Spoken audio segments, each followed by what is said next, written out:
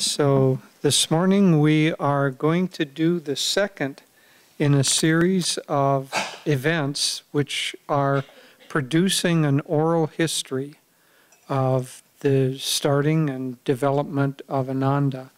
Last year we had a panel of mostly different speakers, but last year we covered the years that we called Ananda before there were houses. And all of that material is available on the web if you haven't seen it or have an interest in seeing it. This year we're going to cover the period between basically the second year of the community, 1970. We started the community in 69.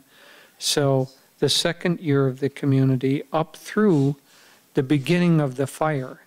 And next year we'll cover the fire itself and how we handled that, because that was, of course, a pivotal point in the development of Ananda. But so now this time period, we're going to cover 1970 through June of 1976, which is when the fire came. And I want to give a little bit of an overview, and then we're going to have stories, and we'll drill down more into some of the things that were happening then.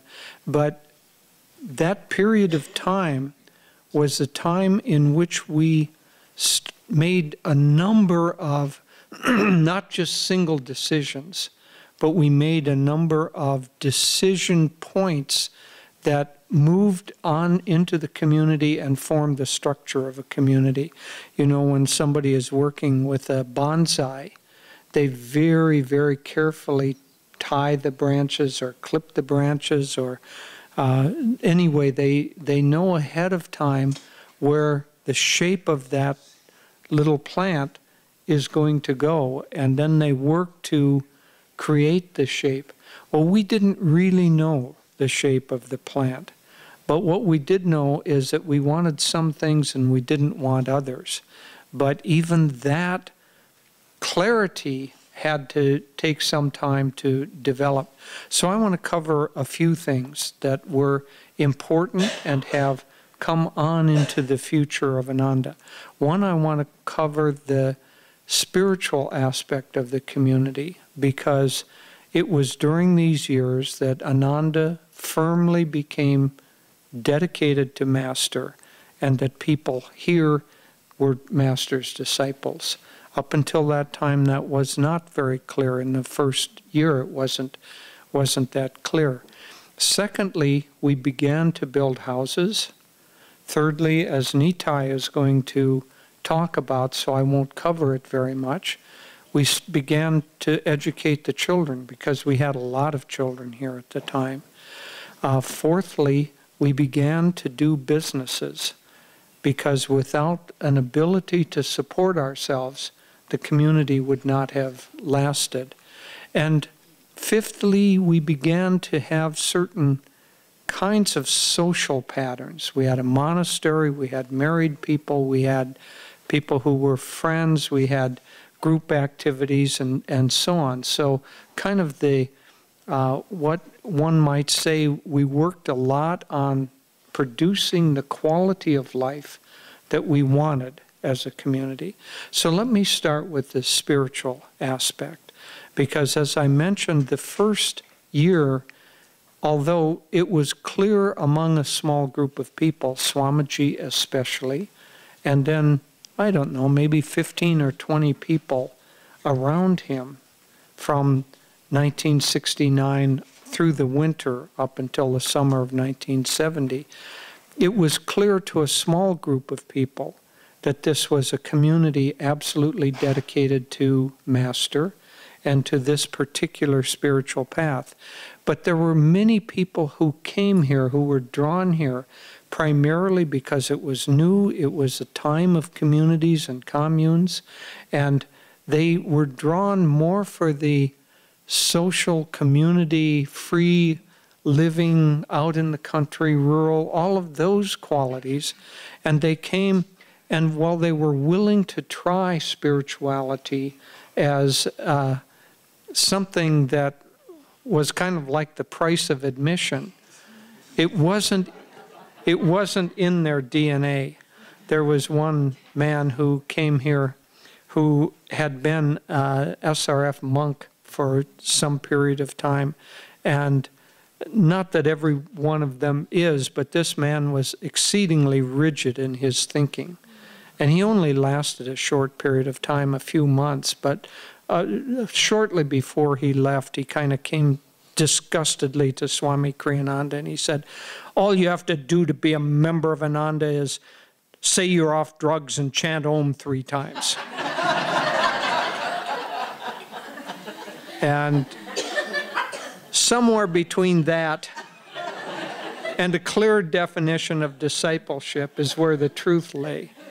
But so by the time a lot of that got sorted out when we came to the first winter, because people who were here just because it was fun and easy and you could go to the river and a lot of kind of happy people around and you didn't have to pay any rent, and then the rains came and the cold came and the winter came, and about half the people left at that time. And most of those people were people who were not dedicated to our way of life. Others of us began establishing means of income over that winter. I went to San Francisco and started what became the incense and oils business, which for the next 6 years, when I was running it, was probably the major employer of people in the community. Benai also started a business, and you'll hear other aspects of people trying to figure out, if we're going to stay here, how can we stay here? Because up through the first year and a half, basically Swami paid all the bills. He paid the mortgage, not all the bills, he paid the mortgage, and which was a significant amount for a small group of people, especially people with virtually no income. But he said that he was willing to do that for the first year, but after that we had to figure it out for ourselves. And so we did have to figure it out for ourselves. But let me come back. So by the end of that first winter, the people who remained, the core group was firmly dedicated to Master, to Kriya Yoga as our spiritual path, to daily meditations, to all of the spiritual aspects that we see continuing in the community even unto this day. And so that became firmly established. And while there were still a few people that came, basically thinking that we were uptight because we didn't have a eclectic viewpoint, looking for all the masters. Isn't it all one? Isn't one master just as good as another master? And why do we? Those issues had gotten established so that this community was dedicated to Master and his path.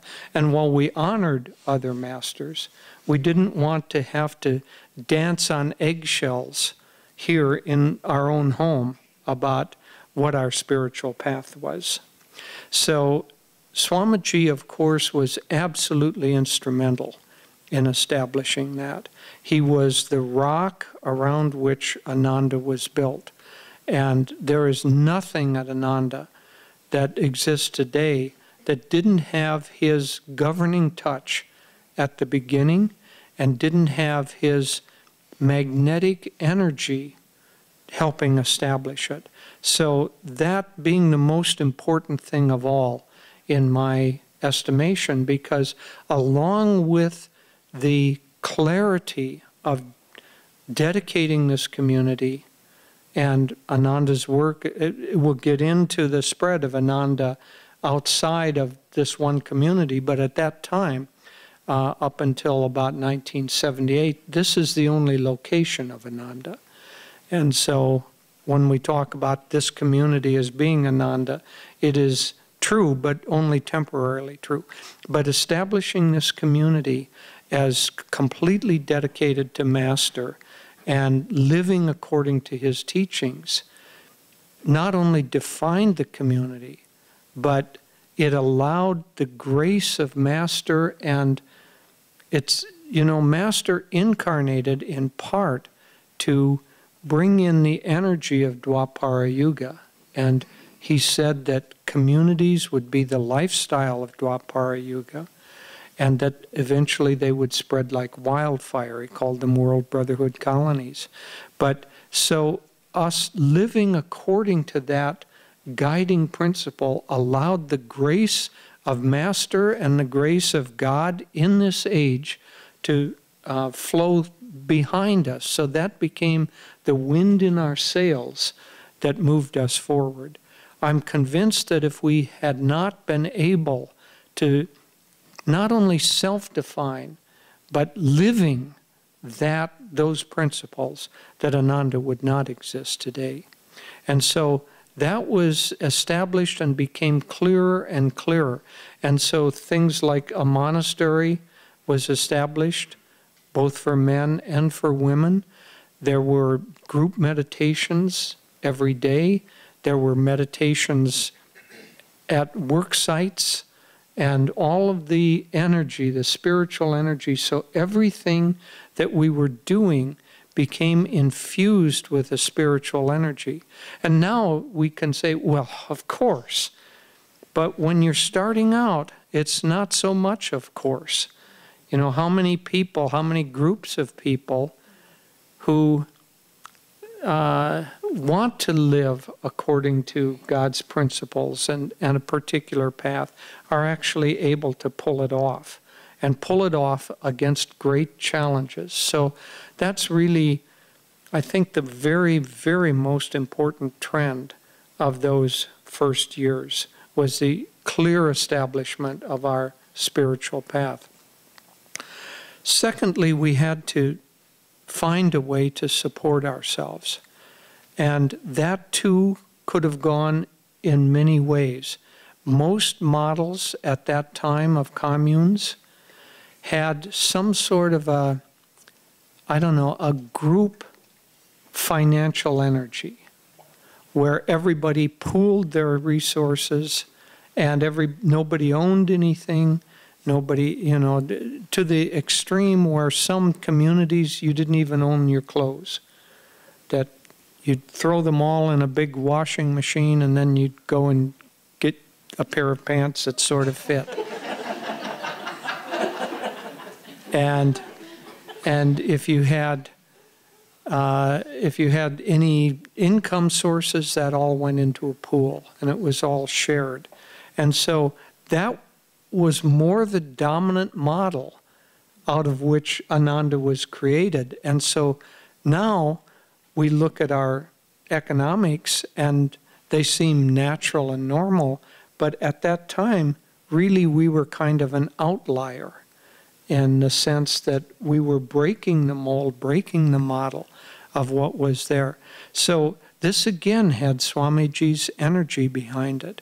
He said that nature does not make sudden leaps, nor should people be expected to make sudden leaps.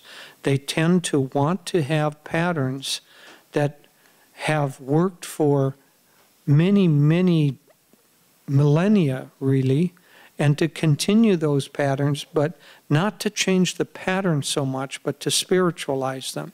So, in this community, we had private businesses. And we had the decision that the income that came in from the private businesses, whoever started that business, whoever was running it and involved in it, they had the right to decide how that income was going to be used, that it didn't all go into a common pot and some, group consensus or something decide that. We had a mix of private businesses and community businesses. So we had a meditation retreat, and that was kind of a community business. We had publications, and that was a community business. So there weren't private entrepreneurial energies that started those so much as they kind of were a group energy. But there were a number of private entrepreneurial businesses that started up, and those businesses produced the income. And so, as I've mentioned, incense and oils, Benai started a jewelry business. One of the big ones early on was carpentry. We had a builders guild. We had people who had skill in building, and we had a lot of other ones. But here I want to just talk about the trend, which was to allow there to be multiple models of financial energies or decisions and not have one group think. One of the things that has allowed Ananda to flourish is that we don't try to create a single environment. It's like a gardener having a single kind of soil and plant product, and everything has to fit into that mold. We're more like organic gardeners. We saw a video where some potato farmers in Idaho, because they're producing potatoes that have to fit a certain mold for basically for McDonald's, and then from that for all the fast food chains. So all of French fry potatoes have to be a certain kind of potato of a certain size. So they will plant fields that are 6 miles long and run tractors for 6 miles. Well, that single environment doesn't work with people. Maybe it works with potatoes. But one of the things that has allowed Ananda to flourish is that early on, Swamiji and then the rest of us realized that we had to have a lot of different little models. We had to have group housing, we had to have private housing, we had to have clustered housing, we had to have single housing, we had to have entrepreneurial businesses, group businesses, community businesses. We had to have places for married people, for monks and nuns, for families. All of the different environments that we see. Again, now it just seems, well, of course. But it was Swamiji who said that this is the normal pattern of life in villages and for mankind everywhere. And the thought that you mold people into one groupthink was not the right way to go.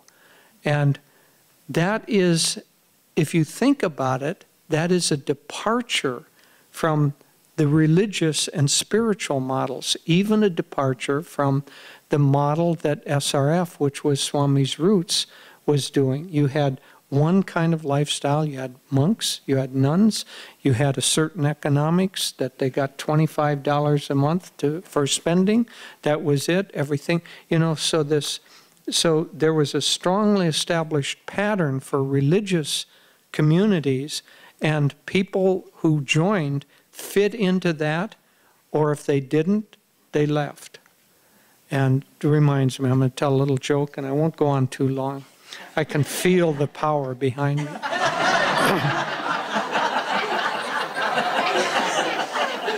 But a little joke about, you know, fitting in. So this young lady comes and she joins this monastic order. And the rule there in the monastic order is it's complete silence, and you only can say 2 words each year. And those 2 words are said to the Mother Superior.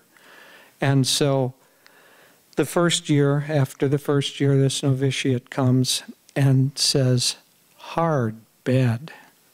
And the Mother Superior says, "Yes, my daughter, I know, but we feel that it's important that the body suffer a little so that we can live for God." So the second year goes by, the nun comes and says, "Bad food."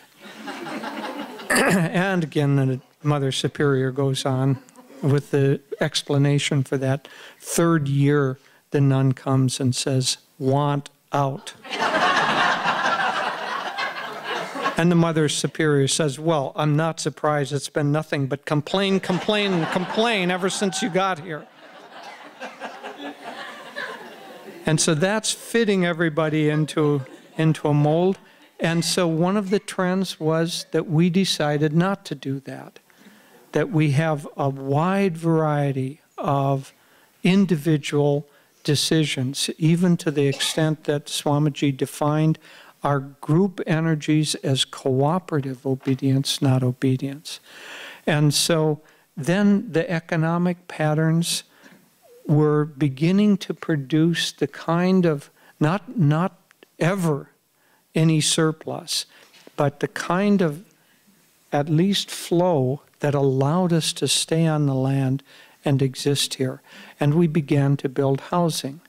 And again, that housing had a variety of styles, a variety of placements and planning. In fact, Swamiji actually wanted, one of the things that he gave up as a dream was he wanted the community to have a uniform look. He grew up in villages in Switzerland where you looked and there was individual variation, but basically the housing had a unity and a kind of a overall sense of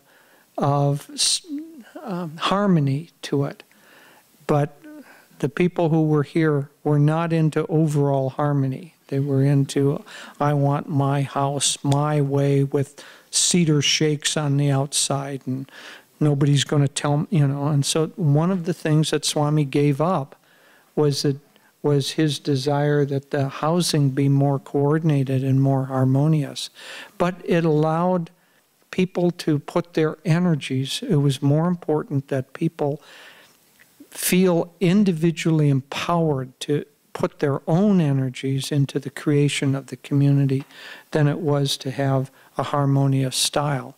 And so housing began, and by the time of 1976, we had about 22 or 23 houses on the land. It was hard to count them because the gray line between a shed and a house, but at least it had to be more permanent than a teepee in order to count as a house. It had to have some construction to it. But that, and we began the beginnings of city planning or of land use planning that now has created clustering and utilities that go to one place and aren't spread all over. In the very beginning, it tended to be a sense of plant your house as far away from any other house as possible. And then roads had to go to it and all of the problems.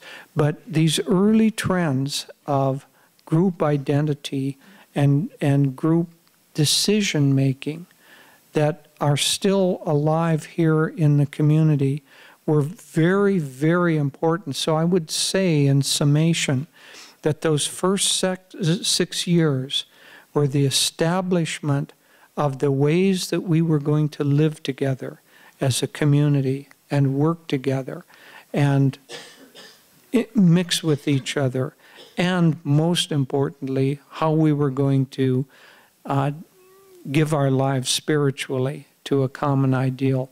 Those were the establishing years of that, and we're still plucking the fruit off of that tree that grew that way.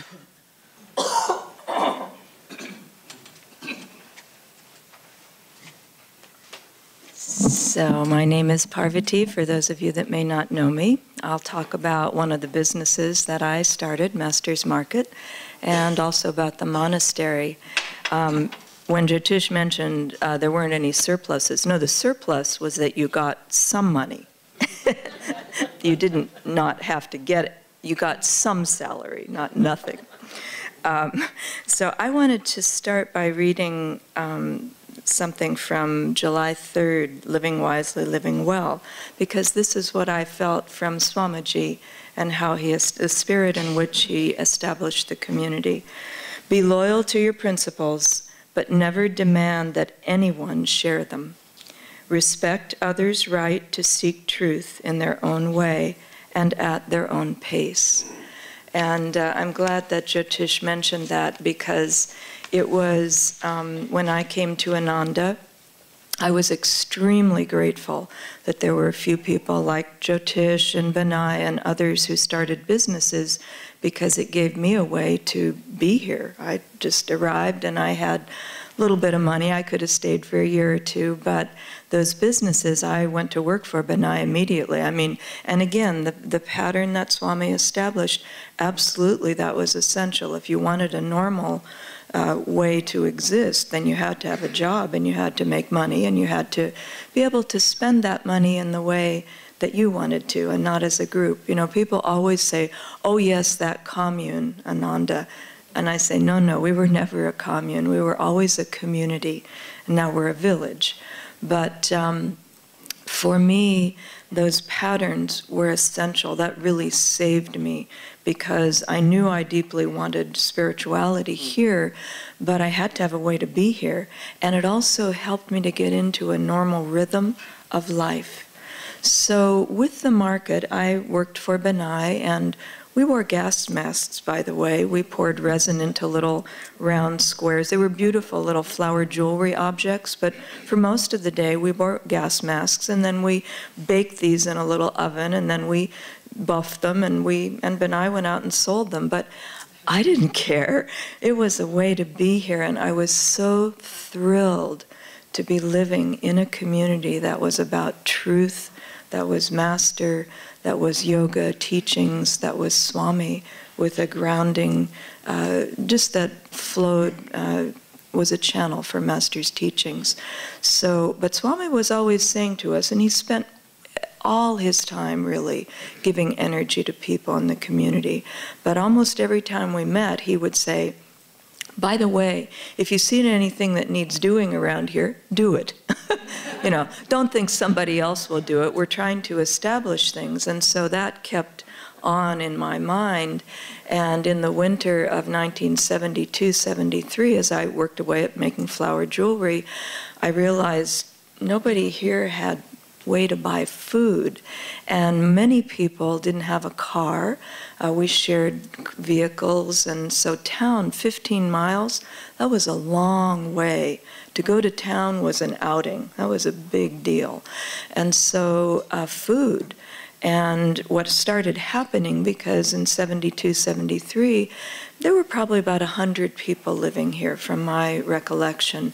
And people were really getting established.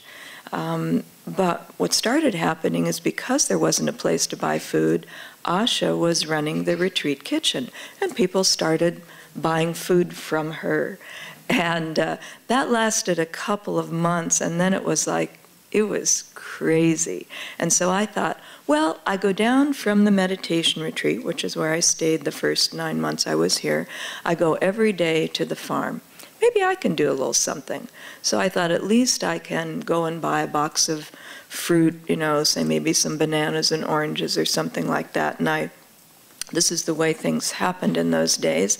I commandeered one of the very small rooms in the farmhouse because anything that was covered and dry and had any aspect of warmth to it was high premium. You know, you really had to go for it. So anyway, I took that little place, and it's what's used for the downstairs market office today. But that's where it started, and so I bought a couple boxes of fruit, and I would do my job in the morning, and then at lunchtime, when people were starving, then I'd go into that little room, and I'd sell stuff, just, some way. Money, a lot of people didn't carry money, and so we'd just make it work somehow. And, Divine Mother thought this was a good idea because I was thinking of it more, well, I'll just do a little something. And then this young man came. His name was Sanjaya. He's no longer here. He didn't stay very long. But he was really into markets and food and produce. And he said, I have $500. And in those days, it was like, if you had money and you gave it, it was a donation. And you didn't get a receipt for it either. You just gave it.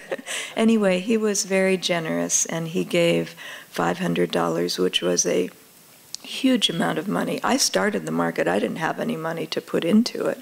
I just figured it would work out. That was Swami's energy. If you put out the energy, then it'll work out.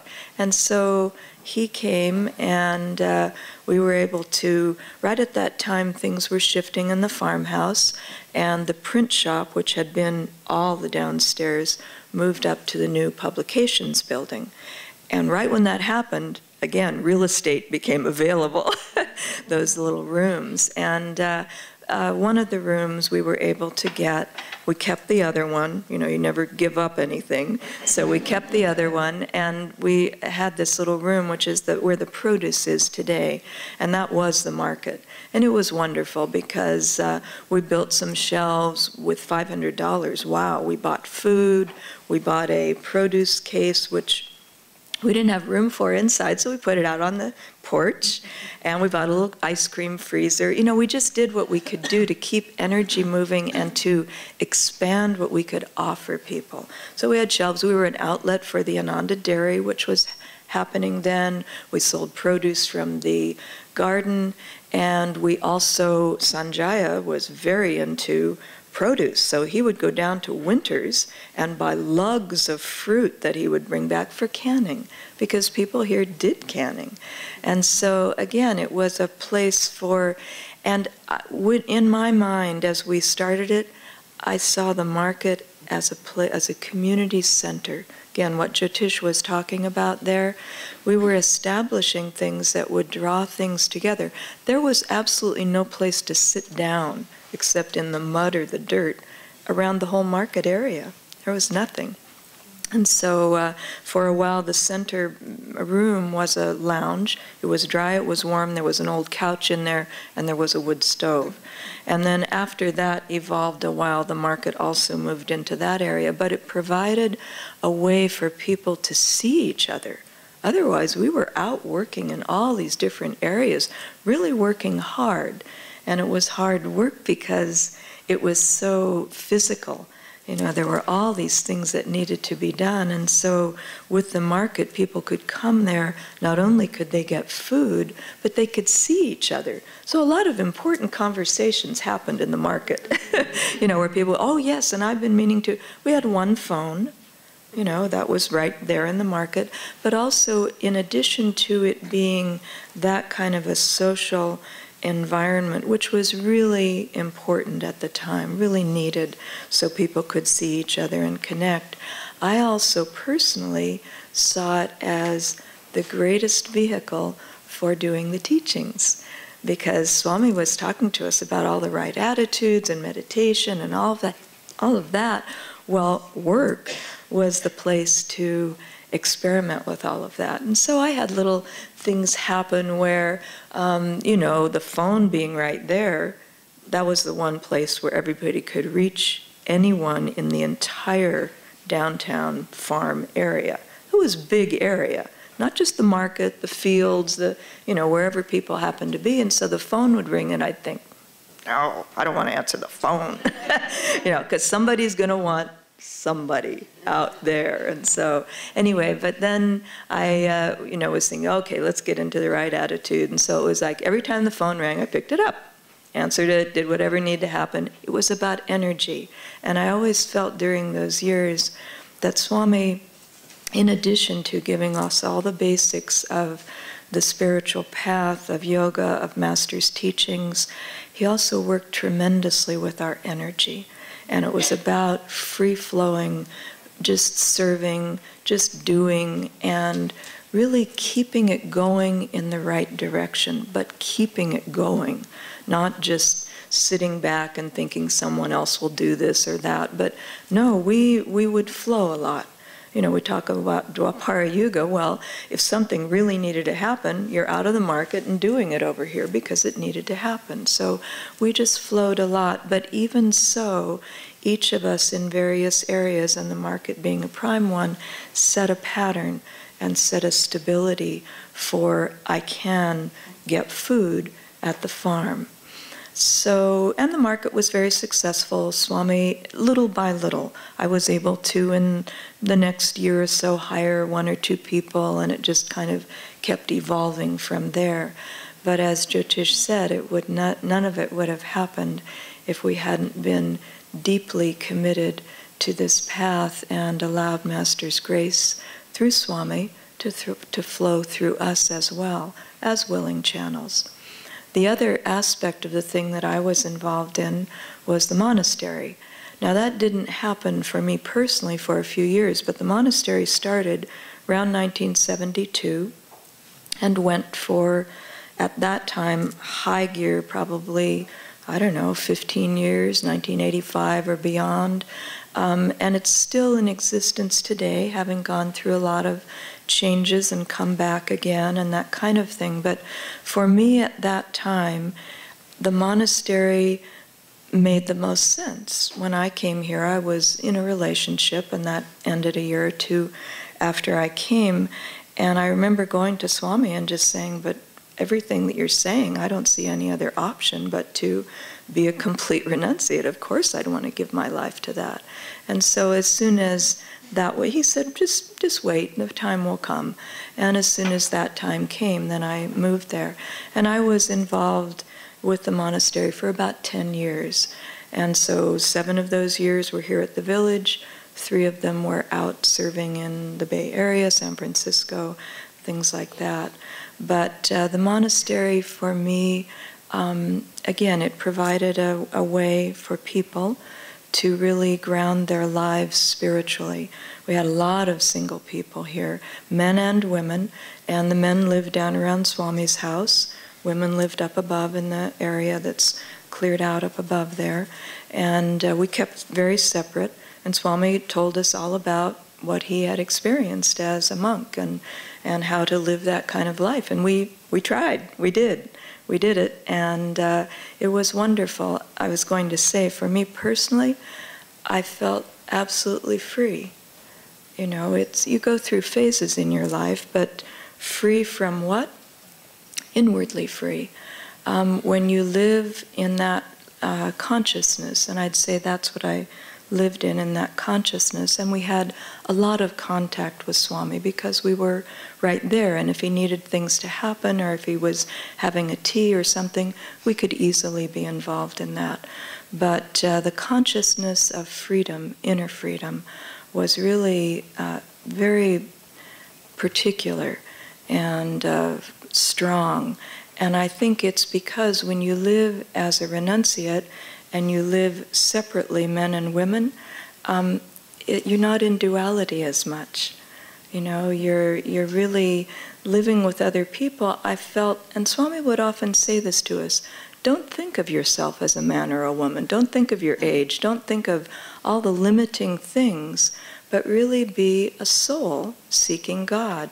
And I felt that the monastery really gave that, and that lifestyle gave that ability to deeply experience that. For me, it was a tremendously grounding spiritual time, and very full of joy. If it's not about joy, it shouldn't be happening for you. But it was very joyful, and people that I lived with, meditated with, worked with, served with, played with, everything, are still deep friends 40 years later. So, and it works in every aspect. That was the monastery. It works in every aspect of life that you do that in. But with the monastery, what I would say about it in particular is I would wish everyone that as they come on the spiritual path would have that time of inner freedom and ability to live less in duality. And in fact, Swami often said, for the first year you're here, don't get in a relationship. Really live, without those complications, because it takes a lot of strength to live in a relationship. First of all, living as a monastic, you really get to know yourself, so, which is vital for a deep spiritual life. So hopefully that will, and with the monks right now and the nuns, it's starting to come back. We really had to focus on other aspects of the community and married couples and children and schools, which you'll hear about. That had to happen. But the monastery, to me, it was like a forest ashram in India. All we didn't have buildings, we just had Swami's dome, and then the rest of us lived in trucks and teepees and trailers and all kinds of things. But none of that really mattered. I thought it was great. Lived in it for a long time. But that way of life gives you an experience that you'll never forget. And I would highly recommend it to anyone who can possibly do it, because without that, life comes in, and it can be very hard to keep your spiritual life really together. But with that, it's wonderful. Anyway, the monastery was a wonderful time for me. I hope it can be a blessing for all of you in various ways. So, thank you. Good morning, and for those who don't know me, my name is Swami Sadhana Devi. So it's nice to be here with you. And I came here in 1969, and I would like to tell you some stories about some of the businesses rather than go through the details of the businesses themselves. Swami started, I suppose you would say Swami started the first business with the retreat. And when I came, we became the retreat staff, those of us who were there kind of on work exchange. There were about 10 of us. Swami gave all of the programs when he came twice a month, morning through night, except he didn't do the morning and afternoon sadhana. That was done by Satya, who is the retreat master. Satya is the only person I've ever met who could lead yoga postures while he was in silence. He managed to do it. We did it out on the deck, which went around the dome that was there at the time. And he would move from one posture to another, and each time he would rap on the floor with his knuckles. And we knew, okay, or we opened our eyes from time to time because we could kind of sense it was time to move. I don't know what he did for meditation. I can't remember. Maybe he just went in and sat down and meditated, probably, something like that. But anyway, that was our very first business. Then I think we would say that Jyotish took over after those first things happened. Then Jyotish's business he went to San Francisco and he learned how to make incense. Well, he came back and he started the business. And I just thought I'd tell you a little story about, there was one man who worked there whose name was Bimal. And Bimal was in charge of making the stuff that goes on, goes on to the incense sticks. You know, it's not just a stick. It has some stuff on it. Jyotish came up with a new recipe. His recipe, I'm not sure what all of it was, but it was charcoal and something gooey and sticky. I'm not sure what it was. And Bimal's job was to mix this stuff up in a vat. And so Jyotish had to invent everything along the way here. So there was no kind of mixer that they could find that worked. And they started off with a hand mixer like you used to make a cake or something. And that lasted about probably 10 minutes, or not too long. They broke one after another. Finally, they made a contraption. I was just thinking, this reminds me of what farmers do. If you know a farmer and you go onto his property, you will find somewhere, if not in a shed, out in the property, a bunch of parts that are been collected over the decades that go, you know, whenever something breaks, it goes there, looks for a part. Well, that was kind of what they did for the mixer. And so it was some kind of deal like that. And so Bimal's job was to mix up the stuff. And then his next job was to dip the sticks. Then he was supposed to dip the sticks again in the scent. So Bimal came in the mornings and he mixed the stuff up. Sometimes it was kind of frozen or close to it. But he got it going. And he mixed the stuff up. Well, it splattered everywhere, all over the shop, all over the walls, everywhere, and especially all over Bimal. And so we would, you know, kind of expect when we saw Bimal that maybe we might not recognize him because he might be covered with some black goo in some part of his body. So he would do that, and after he got that part done, then he would dip the sticks in the scent. We always knew when Bimal was around. We could always smell him. At least he smelled good.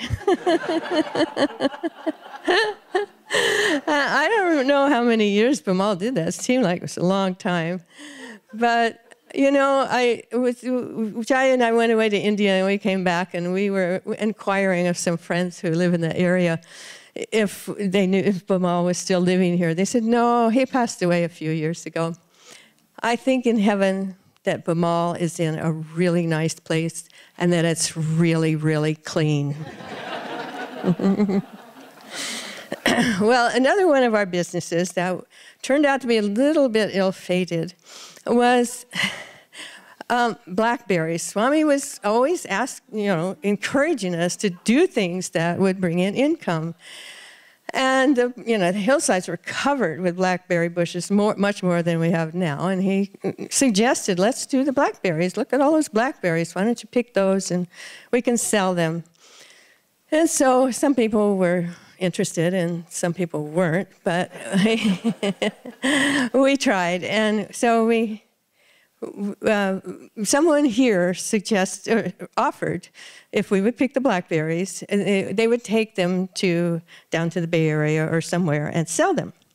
So we got together, and he appointed Haridas as the cheerleader of all of this. So it seemed like every time we got together for any reason at all, Haridas was there with his little pep talk, got to pick those blackberries, And when he finished, he would always say, Hari Berry.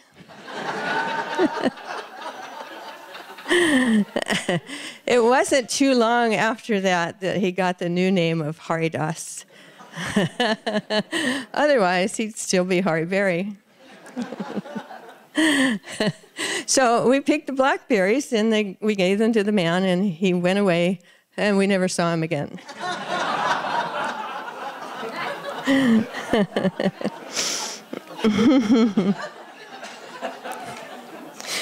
Well, there were many other interesting and creative ways that we came up with to earn money. One was a candy shop developed by Anandi and Shivani. And the first thing they made were called Om bars, ground nuts and fruit, and in a bar. And they're really good, excellent, very, very tasty. Everybody loved them. And so Jaya and his friend were going to go on a hike on the Pacific Coast Trail. And so they decided, they were trying to figure out, okay, what food are we going to take? And they decided to take some Om bars. That was all they decided to take. 2 weeks of Om bars. They're really good at first, but 14 days, that's a lot of Om bars. They said by the time they finished their trek, they were trading Om bars for anything edible, and didn't care how much they hated it when they were at home. If it wasn't an Om bar, it was good. Well, toward the time that the fire started, later in that year, actually, no, I take that back. Earlier, I think in 72, perhaps, 72 maybe. We had some friends who lived in Auburn and were much more tuned in to what kind of work it might be available in this area. As you may know, Nevada County was suffering from an economic depression when we came here, and many of the stores on Commercial Street in town were boarded up, just out of business. So jobs around here were pretty scarce, especially if you didn't have any particular skills that were relevant to this area.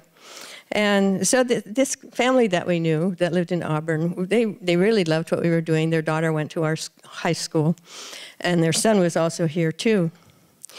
And so the dad, the father, Mr. Apt, his name was, suggested that maybe we could get a contract with the Forest Service where we could plant trees for them. Sounded like a nice thing, kind of like gardening on a large scale.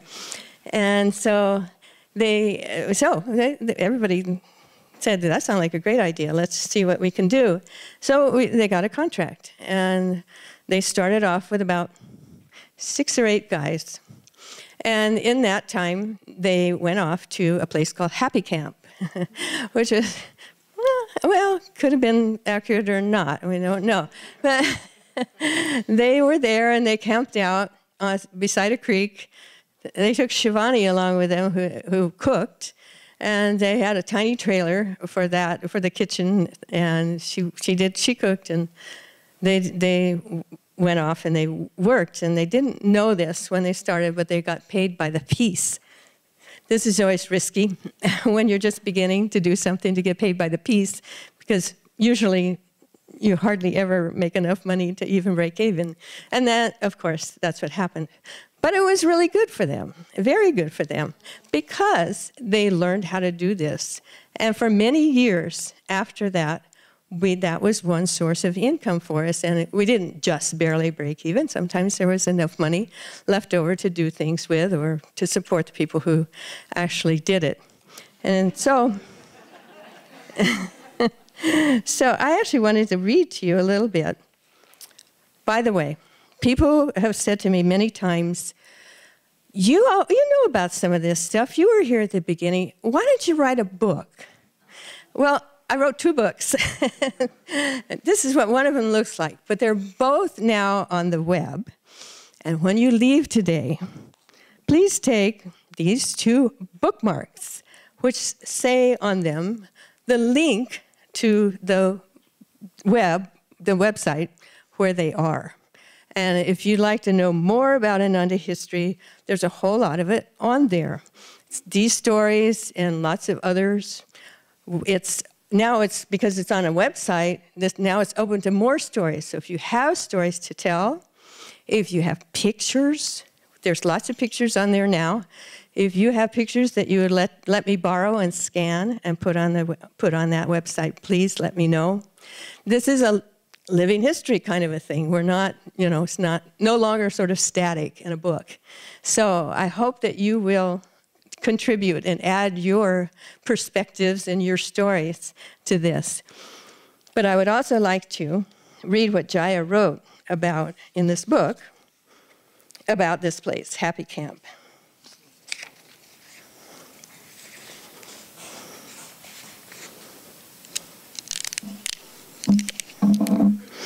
In the end, Happy Camp turned out to be a financial bust. We each made a pittance for our labor. But in the long run, it was a wonderful opportunity for working together under conditions of great adversity. Although physically stretched to our core, we developed a bond with one another that is unique to groups who face the challenge. In the midst of everything, we meditated, chanted, sang, joked, and shared our adventure together as a community. Through humor and camaraderie, we turned what could have been bitter into a shared sweetness, and indeed an experience from which we learned a lot. In subsequent years, once we had navigated the ropes of contracting with skill and proper equipment, planting in the winter and tree thinning in the summer became an important source of income for community members. For 2 and 3 weeks at a time, groups of young men would travel to remote locations in the mountains of California and Oregon, camping and working as a team. We approached everything cooperatively, sharing all risks, responsibilities, losses, and rewards equally.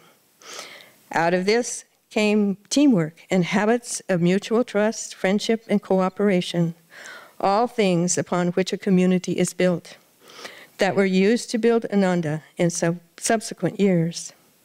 Years later, one had only to say the words Happy Camp to another who had shared that adventure to receive in return a knowing smile. So for those of you who don't know me, my name's Nitai, and spent most of my time at the village children of various ages.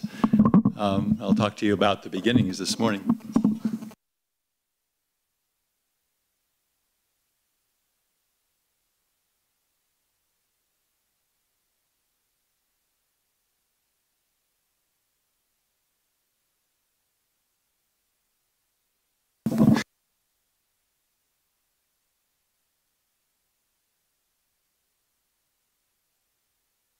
Teamwork. Teamwork.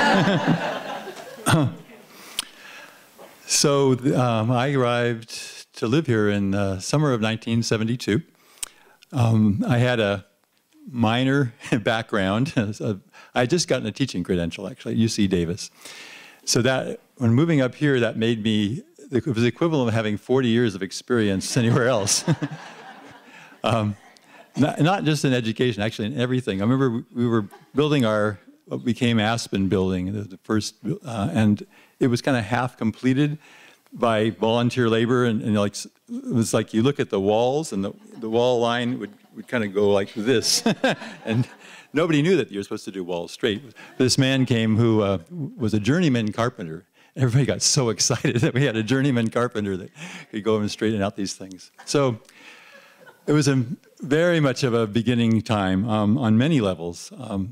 I wanted to just try to put it in a context a little bit.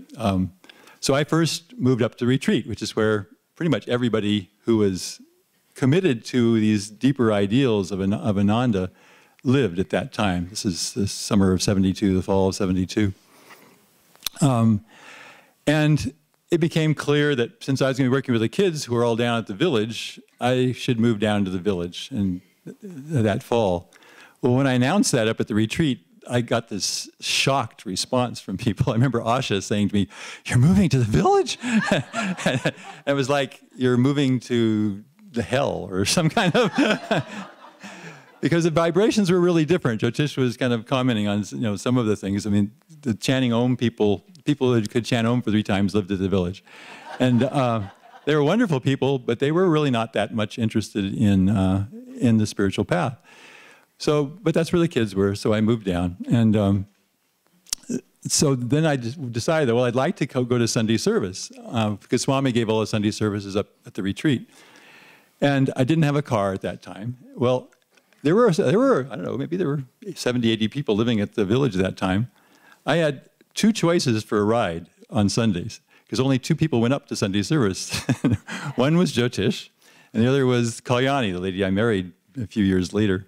And that was it. If I did, otherwise I had to walk, because nobody else was interested in, it's kind of hard to imagine, nobody else was interested in going up to hear Swami talk. It was just not a priority. So that was kind of the world that I came into. The children were an essential part of creating a spiritual community. Obviously, Master wanted this to happen. There were monasteries, there were convents that, I don't know about the convent side, but I know the monastery side can get pretty serious. You get a bunch of guys living together, and it's kind of like things get kind of stern. And what happens when you bring children around is that shatters that. It's just, there's this whole other energy that comes in, which is overall very helpful to just this, kind of the spiritual breadth of any enterprise. But there were some challenges, partly because we were kind of in the crossroads of 2 kind of cultural movements. People who lived in the rural areas in the United States, you know, since it got founded, the children were very much involved. They would, you know, from the time you were old enough to milk cows, you were out there, you had chores to do, you had jobs to do and things. And there was that tradition. But you also had this tradition that had happened in the 60s, which was this revolt against all these values. And so you had these parents who, the basic theme was, don't tell your children to do anything. Just leave them alone, no discipline at all. So you had these 2 things come together. You had people out in the country raising kids, but the kids had no role in the lifestyle. There was nothing they were supposed to do, nothing they were asked to do. So what do you think happened? Those of you who grew up in that area, there was this story that was common there called Lord of the Flies. They kind of captured the essence. Because the kids had no direction. When I arrived, there was a woman who was coming out to from town once or twice a week to work with the kids. And that was a semblance of something started. As soon as she found out that I was there and was willing to work with the kids, somehow she disappeared really fast. And so we had this situation. Okay, well, what do you do? What do you do within this area building the community? There were no, guidelines. I guess it was symbolized by the fact that first of all, we were giving a building. We were given, all of you know, they were given the last remaining chicken coop at Ananda. Everything else had been transferred into a home or a business by that time, but there was this one chicken coop that was still left. If you're down at the market and you're standing in front of the mailroom and you're where the fountain is, that's where the chicken coop was. And you kind of wonder, why was that chicken coop left? Well, that had the deepest layers of chicken manure in it of any of the other buildings, and nobody had been willing to shovel it out before that point. So we got rid of the chicken manure, and we put in some, of course, the walls, huge gaps in the walls, you know, all kinds of light come through, and of course, when the fall came, the wind would come through. So we had these sheets of plastic that we stapled up, and of course, they would flap in the breeze. And heating it was, there was a little stove somebody gave us, but it was, you couldn't even get, you sitting on it wouldn't have kept you warm. So there were all kinds of challenges on that point. Seva, who was the financial guardian of the community at that point, she assured me that there was a budget for the school and that I could use, and it was $50 a month, and that and it included my salary.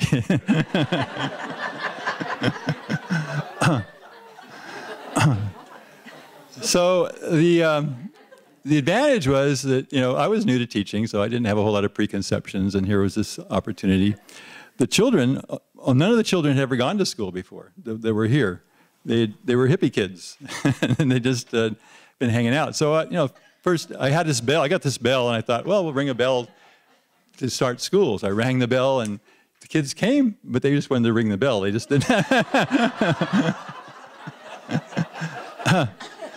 So there was no sense of you should show up for school, or you should, if you did show up, that you needed to stay there any longer than you really wanted to. So it was pretty much chaotic. And after about 2 weeks, I closed the school, and and there was this gasp throughout the community because yet one more effort was going to stumble. But I just closed the school because I wanted to set up some kind of a pattern. So I said, okay, we'll reopen the school, but before we come back, I need to interview everybody. Everybody needs to come in and talk to me and tell me that you really want to do this. And I should tell you what it means to want to do this. So it means that you want to show up, you know, at 9 o'clock in the morning, whenever we started. You stay until 2 o'clock.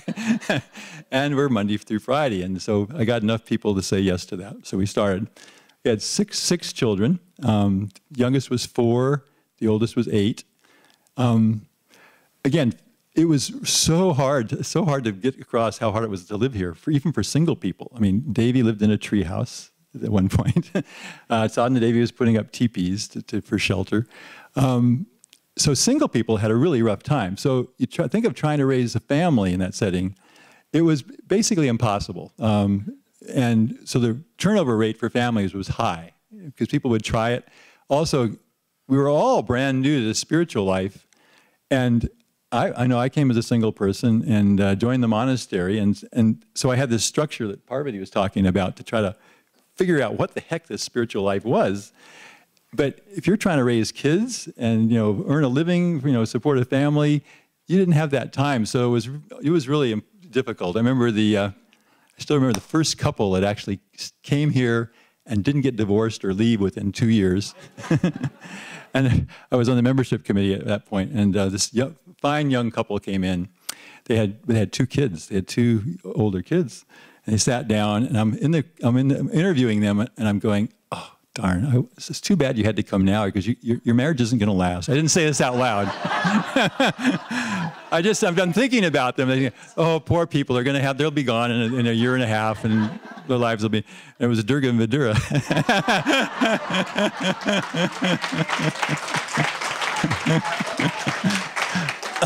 So they managed to break the mold.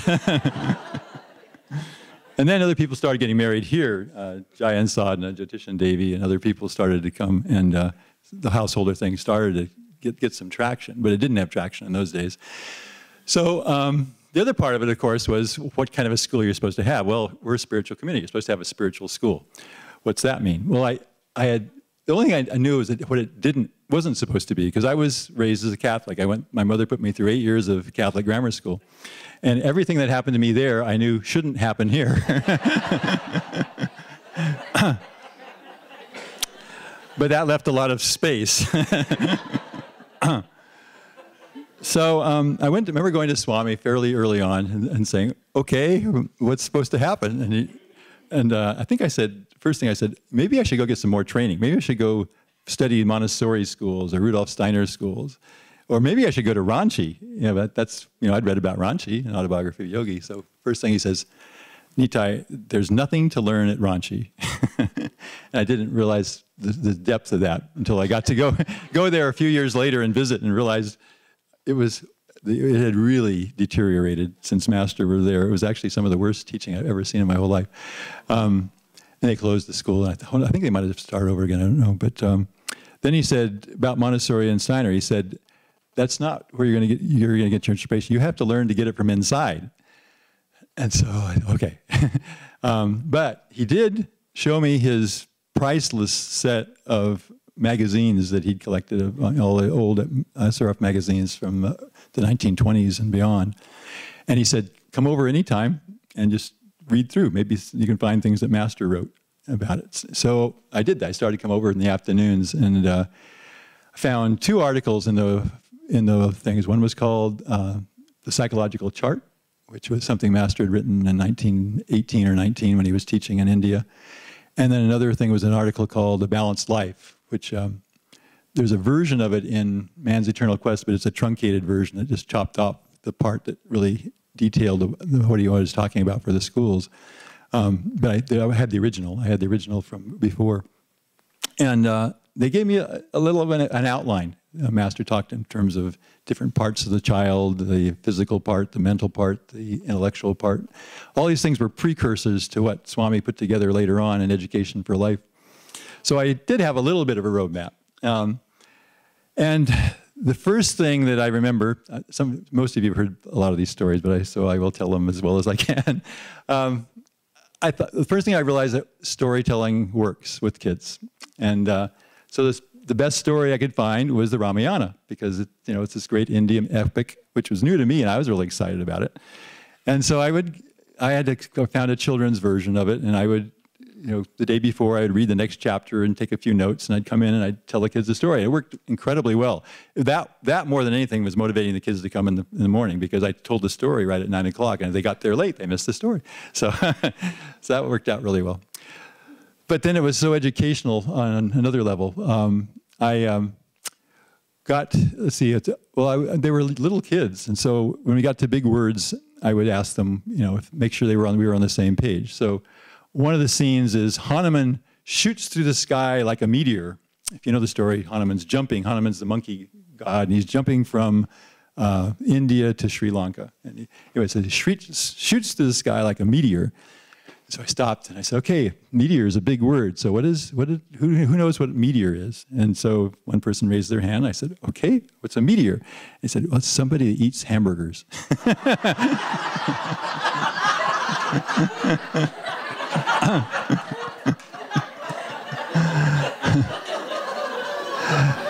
So we stopped, and I had the same chuckle you just had, and I just, okay. I said, well, no, Hanuman didn't have a hamburger in his mouth when he was jumping. It means something. I told him what it meant. So 2 minutes later, Rama is walking through the forest, and he comes through an ashram, and there's a man sitting there in samadhi. So I said, okay, all right, samadhi. Okay, another big word. Who knows what samadhi means? Well, my youngest child, her name was Nicole. She's 4 years old.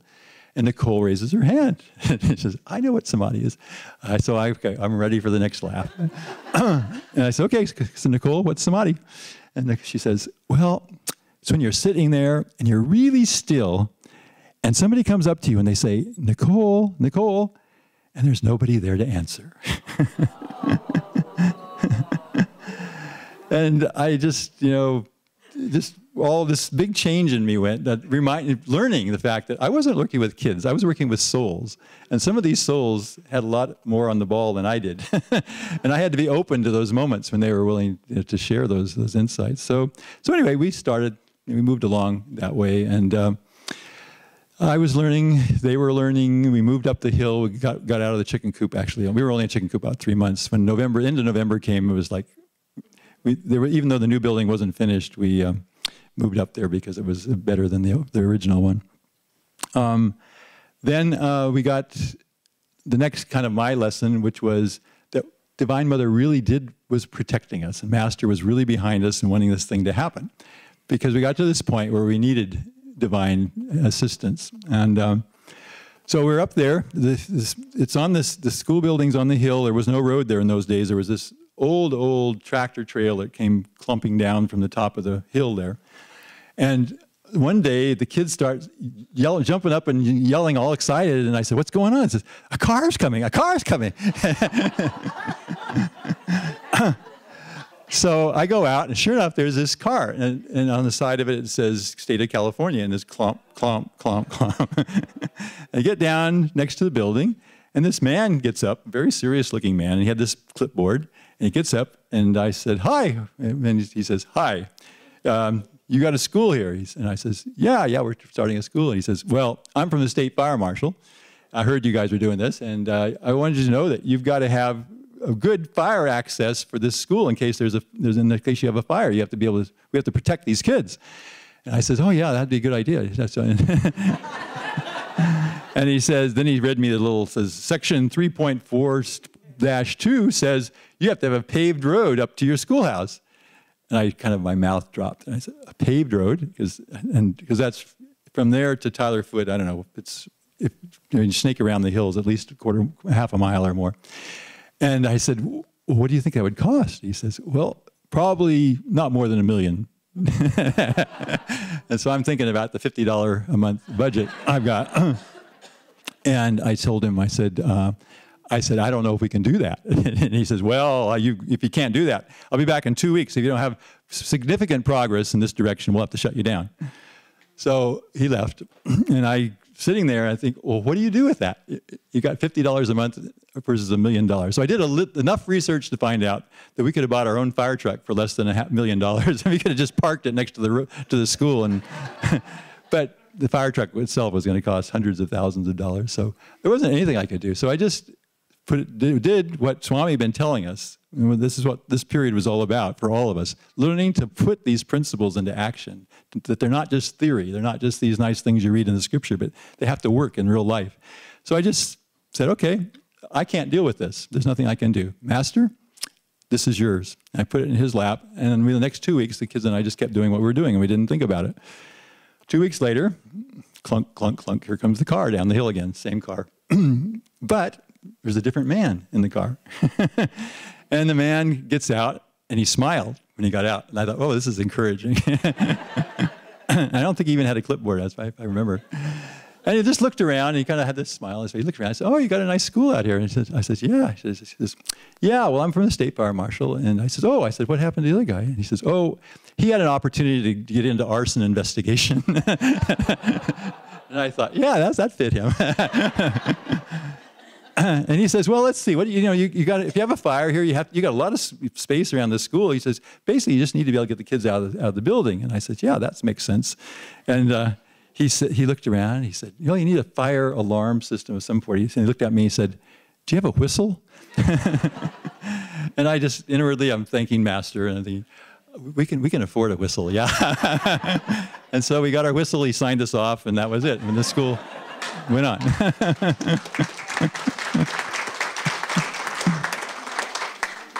So I would just spend one more minute, I know. You set the tone, British, I'm sorry. We all got sworn to be here 15 minutes or get our throats cut. But so 2 other times in my history with the school, we had similar situations. I won't tell the whole stories, but the high school was the point where we were getting accredited. And the accreditation team came out. And here we are, this is much later, this is like 1999 or something like that. But we still look kind of funky compared to most high schools, and our curriculums are really different, and all kinds of things are different. And this man comes out, and he's very dour, and I'm trying to talk to him, get him some kind of communication with him.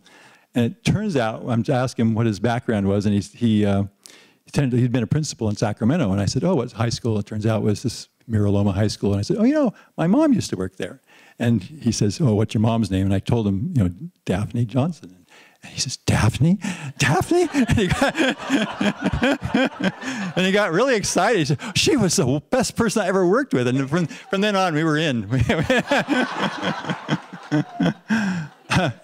So then I just had another one a couple of weeks ago, actually, because the college, we're getting the college off the ground. And so we just have moved, we were moving to a new location, and we had to be approved by the state of Oregon. And I talked to the guy on the phone, and he was like, there was these long pauses in the phone. I'd try to tell him what we're doing, and he would just stop. And I had to say this one, are you still there? He says, yes. Because I'm telling you, we don't, we're traveling around the globe, basically. We're based in Oregon for 4 months, and we're going to India, then we're going to Italy, and this is we're doing in college. And he was just, you know, and so I'm really concerned about him coming out to do a site visit. But, you know, I just remember those other two stories. I put it in Master's hand. He arrives, and he's a different person when you're physically talking to him. He's one of these people who doesn't do telephones very well, I guess. I don't know.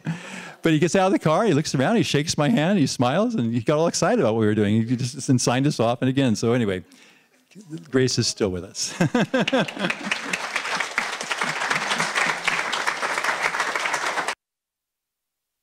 Everyone, my name is Durga. My husband and I, as you heard from Nitai, came here in 1974 with our two children. Dwayne was 11, Melissa was 8. And I was thinking, I've been putting together this slideshow. I call it the new old slideshow of the early years of Ananda. And one thing that was interesting to me is these pictures of Ananda in the very, very early stages when we first bought. We called it the farm back then, and usually you can tell how long people have been here when they say, I'm going to the farm or I'm going to the village. And so it was the farm back then, and you can really get a feel for what it was like back then, because everybody's sitting in the dirt, they're playing in the dirt, they're doing volleyball in the dirt, they're watching movies in the dirt, everything happened in the dirt. And I was just, I thought, yeah, that's exactly the way it was. And I was thinking about when we came here, and both Vidura and I, we all lived up at the retreat in a tent with our son. Our daughter was away. And we lived up there on Sunset Boulevard for 3 months in a tent. And Vidura, I was thinking of this too. Here I am looking at these slideshows. Here's a picture of Vidura masticking this meditation dome, which is like a substance that keeps the leaks from happening. And just Friday, he was up on a roof, fixing the roof from leaking. And so I thought, wow, we've really come full circle. So the first job that I had when I came here was working in the office at the meditation retreat, and here I am. What is the lesson in that? I don't know. But I think there's a little more consciousness behind it than there was back then. But I have a couple stories I want to share about that time. At some point, Leela and I were both working in the office together, and Vidura tells this story way better than I do because he's good at enhancing things. But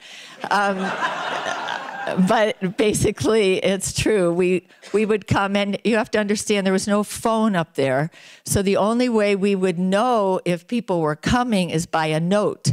And it would come up with somebody coming up to the meditation retreat if someone was coming up to the meditation retreat. So we would get this little note, and it would either say, so-and-so is coming today or coming in a couple of weeks, and we keep very careful notes. Because I think it was one of these great speakers was saying there was a phone, 2 phones in the community, one down at the farm, one at the market, and one up at the publications building. So the reservations would come to the publications building, and then we'd get a note. So I remember this one time, Leela and I were expecting this man to come, and you have to understand the buildings they're a little rustic now, but they were really rustic back then. And the main thing we had were tents, and they were on platforms, but most of the platforms had big holes in them. And the tents were pretty nice, actually. I remember staying in one when I first came. And I thought, oh, this is nice. There's 2 little cots and a lantern. And so that, to me, was great. And but this man came, and he was late. And so we waited and waited for him. And he came, and he was dressed in a suit. And not only a suit, but he had these really nice shoes with, polished. And I just sort of looked at Leela, and I thought, okay, who's going to take him to his tent? You or I don't know. So I think I got to do it. And he never said a word. And I walked him to his tent, and I said, oh, be careful, there's a little hole there. And I got him into the tent, but when we went to see if he was okay in the morning, he had already gone. So people didn't really know what we had to offer, except a lot of joy and willingness to do and make their lives as nice as we could. One of the things Vidura was telling me about was one of the first jobs he had, besides masticing the dome, was digging outhouse holes with Prakash. And he said the way they would do it is they would start digging, and they would dig, and they would dig, and then they'd get far enough down that one person would go down in the hole, and the holes were had to be 10 feet deep. So one of them would go down, and then they'd start, digging up the dirt, and would put in a bucket, and up it went, and they would do that all the way until they got 10 feet deep. And that's the way we had our outhouse. That's all we had were outhouses. And so that was one of his jobs. Then we got to, Vidura came to me one day and said, I heard there's a job down at the farm. Go see if you can get it. And so I said, okay. And so I went down, and I met Shiva. Those of you remember Shiva. Parvati was with Shiva, and he was a lovely soul, and he was my boss. And I saw him at the market, and I said, is there a job? He said, yeah, there's a job. You want it? And I said, yeah. So that's how we got jobs back then. And so I went over, and it was in the macrame shop. Well, again, Jyotish had somehow discovered that there was money to be made in macrame. And so if you remember, and it's still going on today, the macrame plant holders, there's these lovely 3 strings, and sometimes they're more ornate than others, and some have beads and some are plain, and we had 10 different styles, 3011, 30212, and so my job was to put them together. And I remember we had the macrame shop. You'll see photos tonight. It was a great building. It was called the Cathedral Building. So it was this very cathedral-looking building, but it was just the struts and plastic all around it. And then it was next to the old barn, which was similar to the one you see as you drive to Ananda on the left. It was very similar to that. And so that was we called it the old barn, and then the macrame shop, and I got to work in the macrame shop. It's still one of my very favorite jobs of all times. Seva cut it really short for me, but I'll tell you that story in a minute. So anyway, I got to work, and I would go over to the big barn, the old barn, and somebody had made this big, did you make this big wheel? As a wheel, and it had these struts that stuck out of it, and you wrap the what's that stuff called? Jute. You'd wrap the jute around it, and you'd spin this wheel. So I'd be over there spinning the wheel. It was like heaven. And so I'm just doing this, and then you'd cut it about this long. And you take it back into the cathedral building, and you'd put together these little kits. And it was a great business especially for housewives. They could do it at home. They could be there with their kids, and it was a way for them to make money. Now, I remember being on the market lawn. We say the market lawn, but there was no lawn. It was dirt. And so we were out on the market dirt, and Jyotish came, and he said he was all excited because we were going to make $2 an hour, which was a big deal back then.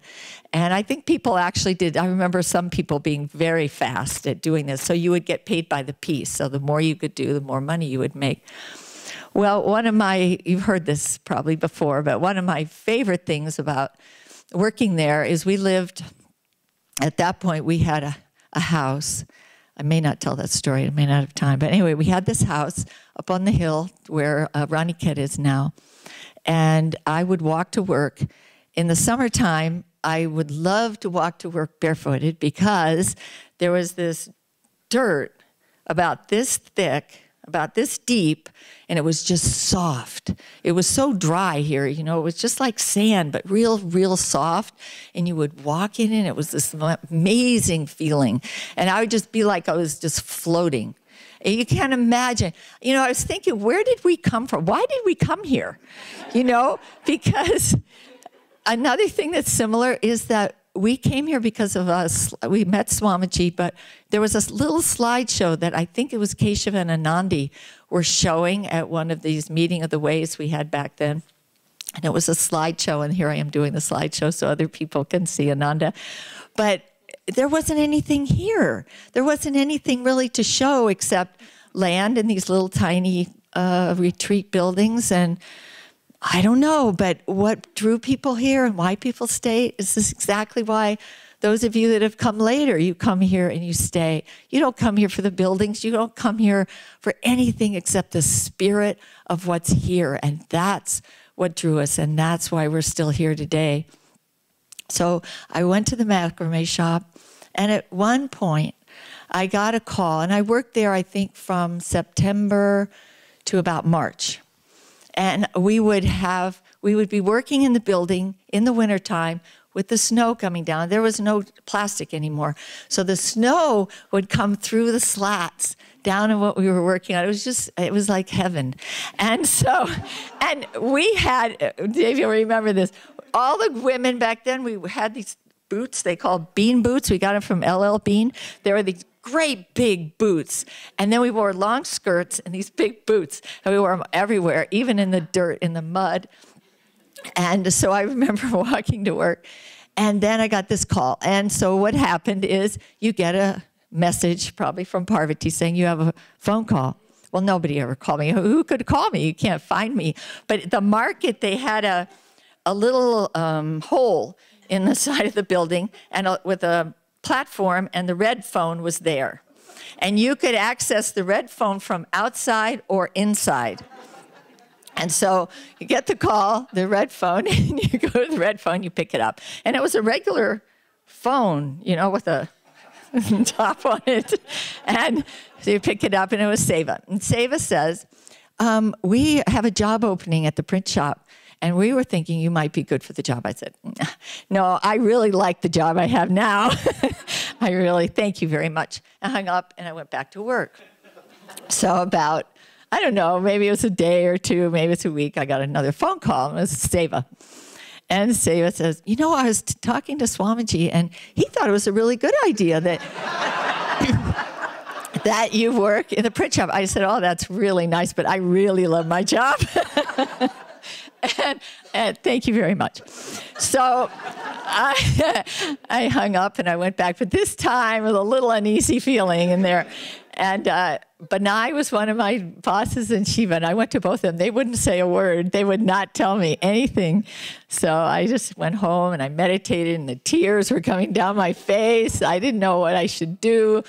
You know, should I, you know, assert my will? Is that what I'm supposed to do? Or am I supposed to say yes to whatever comes my way? Well, the yes won.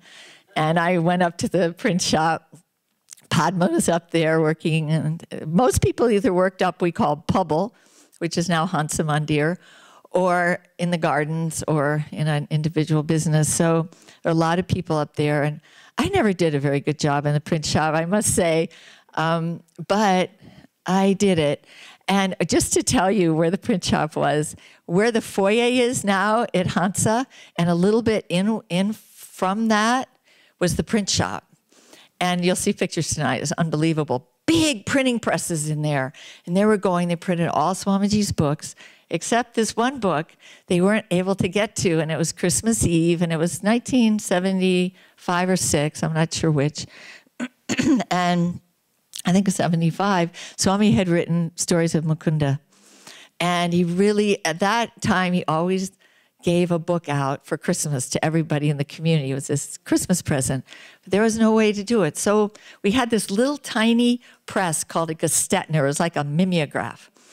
And so we decided that we were going to print the book on this little press. So my daughter, Melissa, and I, we printed that book late into the night, Christmas Eve. and round and around and around that little press went. And it was so sweet. And we had people in the main part of the building. There were 3 floors to it. The bottom floor, the floor where the temple is now, and then another floor on top.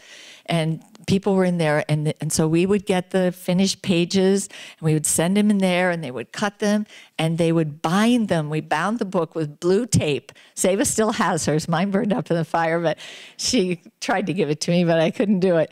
But it's just so sweet just to be able to do that for Swamiji. It was always a very big blessing to be able to help him out in some way for all he'd given to us. He often would say, I know we were all up in the astral world and we're saying, okay, let's all go down and start community. And he just led us here to help us, support us, to do everything to help us on the way. I had a couple other things I wanted to share about children. It was a very free time, and free in maybe not so great ways, but also free in, I just remember all those things, you know, walking, the things I was telling you about, just a feeling of freedom. And maybe it's from where we came from. Life was either very conservative or, you know, the flower children were big at that time. We had come from that whole world. And being here away from drugs, but still that expansive feeling, because what Fatura and I wanted was not something just for ourselves. We wanted something that could help other people, and coming to Ananda was definitely that. But I have also stories about our children that I remember that were sort of embodies the spirit of freedom. One is, I didn't even know this till I put together the slideshow, but there's a picture of Dwayne and Melissa from the back. They're going along one of the old roads, and Dwayne's on top of this huge barrel. I don't know if it had oil in it or water, huge barrel, but he's on top. And you know how you are in the circus, and so he's on this barrel going down the road, and Melissa's running along beside of him.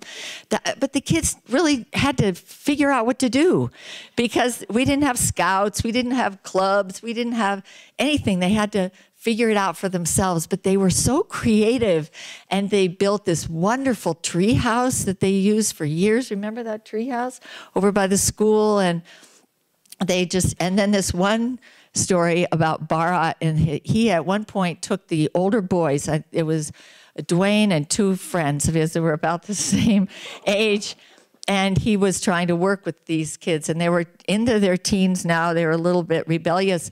And so he's working with them in sharing nature. It hadn't really started yet, but he was figuring it all out. And so he wanted them to go on a 3-day quest.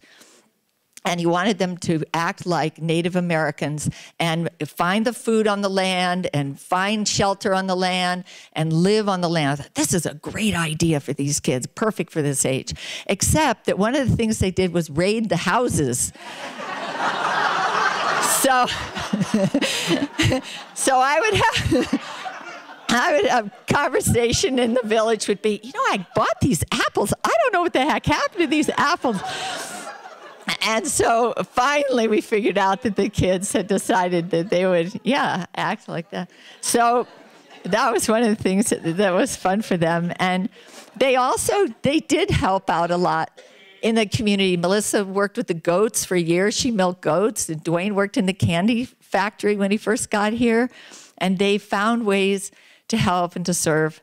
There's one more story I wanted to tell you. I can't remember what it is. So anyway, it was a beautiful time in our lives. And we did can hundreds of quarts of vegetables and fruit. It just seemed to be what we did. And if I talk next year, I will tell you a story about canning hundreds of quarts of fruit. Thank you all very much. I have to say, one of the greatest blessings in my life is to have shared my life with all of you. And I mean, and you represent a small handful of the people that were here, some no longer in this world, so some no longer on the path, some still trucking. But it's part of this, as Jyotish said at the beginning, part of the secret of Ananda's success was the grace of Master Swami's guidance, but then also the great souls, really remarkable people that came in the first couple of years, first 10 years. And I have to say the people that are coming now. It's like the second wave of Master's children are coming now with that same spirit of, as you've heard expressed. And, you know, you just open your heart up to possibilities. And inwardly, I was so amused. Here's Parvati talking about, you know, selling these little oranges or bananas. And now Parvati's doing our International Janaka Foundation, raising, you know, large sums of money to keep Ananda going. And Nitai started in the chicken coop, now traveling all over the world, disseminating the teachings about education for life, which evolved. Sadhana Devi, just doing whatever needed to be done. But, you know, I have to share something about Sadhana that I've always remembered. Swamiji gave her the name Sadhana Devi, goddess or mother of sadhana. And she told me that she had the grace that meditation was something that was always easy for her, came early on in her, she just had the discipline. And she said, I know it's not easy for everybody to meditate, but for me, I meditate for everyone because I know it's a gift that I have. And I've always remembered that she said that. And then, of course, Durga, who came with Vidura, and the reason she was sought after for all those jobs is just as you see her doing, both of them doing up at the meditation retreat now, they always had a sense of class about them. Not class consciousness, but of not bringing everything to a level of refinement and organization. And wherever they went, whatever they did, it could be a little hole in the ground, they would make it, they could be a yurt at a community we had for a while at Ocean Song called, and whatever they did, they brought that beautiful, beautiful upliftment and kind of like the light shining from a little astral world. I remember once speaking of the long corduroy skirts and the bean boots, and we thought we were looking really good. I remember one time I was going on the rare trips to town with Durga, and I was trudging through the mud in my mud-covered bean boots, and I had this long, nondescript colored, nondescript shaped skirt on, and Durga looked at me and she said, I'm not going to town with you.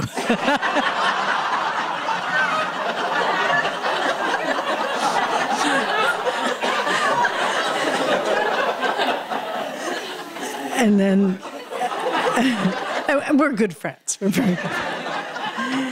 And then, of course, my dear, dear friend, Jyotish, who from the very beginning just saw there were solutions. There were problems, but there were solutions. If it was trying to figure out how to earn a living, how to do a government, how to build houses, how to cut equal length strips of macrame, how to cut bamboo curtains into incense sticks, how to make incense from cow pies, you know, whatever it was. He used the gift of his genius and creativity and devotion to Master to help solve problems, and still doing it today. I can't tell you the number of times he'll come out of our meditation room with his little notebook and he'll have all these ideas. We can do this, we can do this, we can do this. So it just, and I could go on and on. My life here, I don't know. I never felt I was anything special. I had the honor of doing many different things. I worked in the garden, and Auntie Maria could talk much more in depth and intelligently about the work we did in the garden. I worked in there for the first 5 years with our great mentor, Hanal Cassidy, who was a man, came to Ananda at Swamiji's request in his late 60s, and had been an organic gardener, among many other things, all over the world. And he trained us.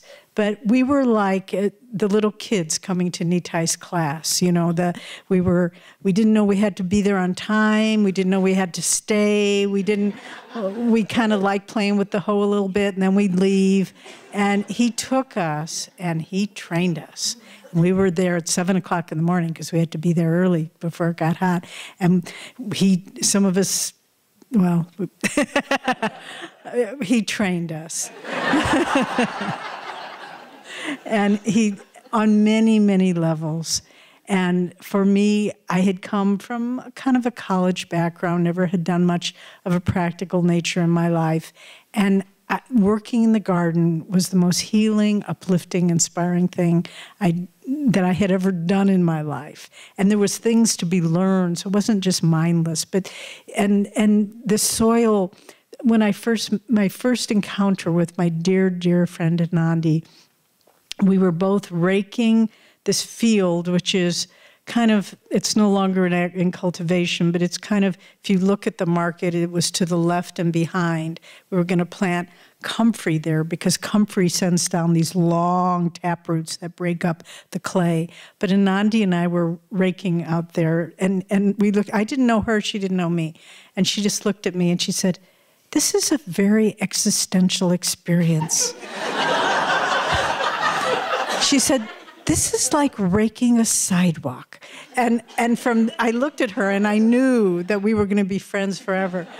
And we began talking, "Where are you from?" "Oh, well, I'm from St. Louis." "I'm from St. Louis." "Where?" And I mean, it was like we lived about a mile from each other. We'd gone to the same Girl Scout camp. You know, it was amazing. But it was, again, as Jai had described, those early experiences of bonding under adverse circumstances.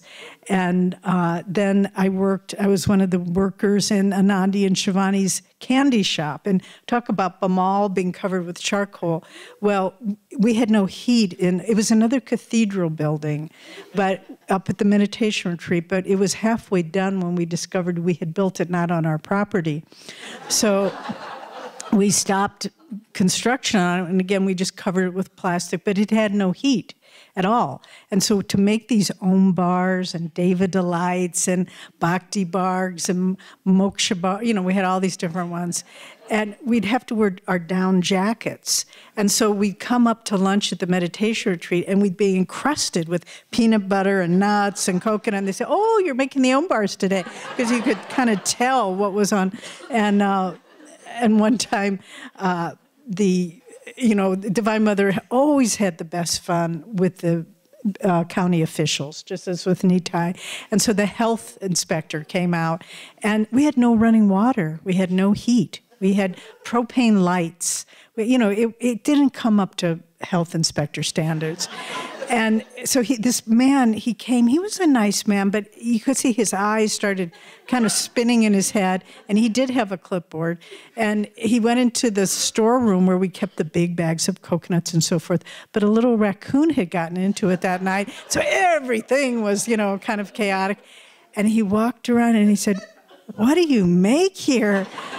And we so proudly, we held up a little bar, the little Om bar. We said, "We make these health food candy bars." And it had a pretty little label on it that we'd made. And he looked and he said, "You have to put the weight on the candy bar." And he left. And we said, "Okay." 2 ounces. That's what we did forever. And, we would literally melt snow on the little propane heater to wash the dishes, And anyway, all that to say, why were we here? I mean, it was funny, it was fun, but it was also not easy. It was cold, it was uncertain, it was lonely sometimes, it was unstable, all of those things. But we were here because everyone had different karma, but if we can sum it up, because we really wanted to have a spiritual life. We really were drawn to this path. We were really inspired by Swami's vision of communities, and were dedicated at whatever personal cost to do whatever little bit we could do, however unimportant it was, but doing our part. And we were here, I think, as Durga said, Swami said, we all had done communities before in the astral world. And so it was very familiar. It didn't seem strange at all. I had never camped out before in my life. Even at Girl Scout camp, I had a little tent cabin.